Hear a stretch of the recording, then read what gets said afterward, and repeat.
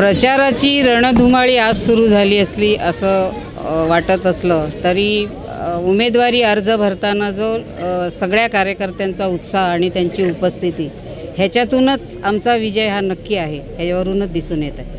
आजच्या या रॅलीमध्ये खास महिलांचा सहभाग होता। काय प्रश्न आहेत महिलांचे, काय सोडवण्यासाठी प्रयत्न कराल? काय महिलांचे प्रश्न आत्तापर्यंतच्या सरकारने प्रत्येक महिलांना सांगितलं बचत गट स्थापन करा, आम्ही तुमच्या हाताला रोजगार देऊ। पण जसं आप्पा आणि महापौर प्रवीणाताई यांनी जसं वसई विरार महानगरपालिकेमध्ये महिलांचं सक्षमीकरण करून त्यांना महिलांनी उत्पादित केलेल्या वस्तूंना बाजारपेठ निर्माण करून दिली, त्याच धर्तीवर आम्ही ह्या महिलांचे प्रश्न त्यांना हाताला रोजगार देऊन त्यांना बाजारपेठ उपलब्ध करून देऊ असं मी आजच्या ह्याच्यानी त्याच्यामुळेच हा महिलांचा सहभाग जास्त आहे। प्रमुख लढतीमध्ये तुम्हाला काय वाटतं, कुणाचं आव्हान असेल? असं आम्हाला आव्हान आहे शिवसेनेचं, त्याच्यामुळे आणि मला खात्री आहे की ह्या वेळेला विजय आमचा नक्कीच आहे।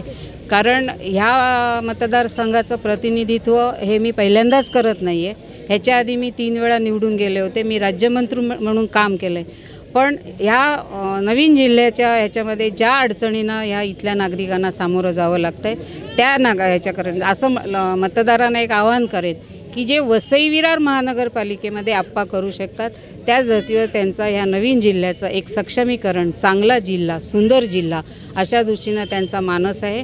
आणि ह्या सगळ्या मतदारांना मी विनंती करेन की आम्हाला एकदा संधी द्या आणि मग विकास नाही झाला तर मग मात्र आम्हाला तुम्ही जाब विचारू शकता। आपण रोज वर्तमानपत्रात वाचतो, त्यांचे जे अंतर्गत वाद आहेत ते सगळे पेपर वर्तमानपत्राद्वारे चव्हाट्यावर येत आहेत।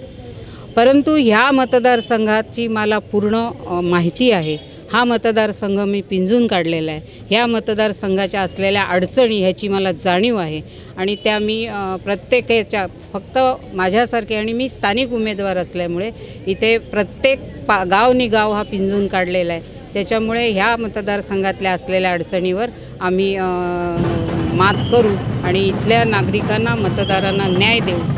आता ज्या दिवसापासून महाराष्ट्र राज्यामध्ये सेना BJPचं सरकार स्थापन झाल्यानंतर त्या दिवसापासून आजपर्यंत रोजच वर्तमानपत्रामध्ये त्यांचे अंतर्गत वाद आहेत ह्या वर्तमानपत्राद्वारे उघड होतच आहे आणि त्यांच्यात असलेले वाद, त्यांच्यात असलेले क्लेश ह्याचा आम्हाला नक्कीच फायदा मिळेल आणि आमचा विजय नक्की होईल।